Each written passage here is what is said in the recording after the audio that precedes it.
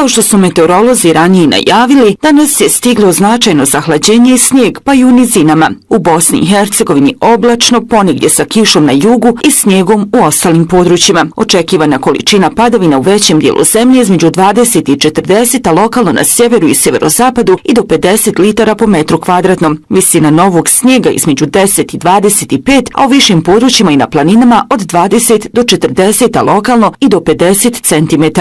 Temperature zraka u Bosni od -2 do 4, a u Hercegovini od 3 do 8. Zbog nižih temperatura i poledice na cestama u zasenjenim dijelovima, na mostovima i nadvožnjacima, ali i prilazima tunelima, upozoravamo na visok stepen opreza pri upravljanju motornim vozilom. Apelujemo na vozače da voze oprezno i da obavezno prilagodi brzinu trenutnim uslovima na cestama. Napominjemo i da na put ne krećete bez zimske opreme. Snježne padavine koje su zabilježene širom zemlje posebno su obradovale one koje održavaju ski staze na planinama, dok je u nižim područjima totalni kolaps saobraćaja. Dodatne količine snijega na Vlašiću obradovali su uposlenike firme Ozon koja održava ski staze na Vlašiću. U opisu na Facebook profilu s pratećim fotografijama naveli su da je na Vlašiću jutros baš bilo dobro jutro s obzirom na velike količine snijega. Tokom dana visina snijega kretala se oko 50 cm.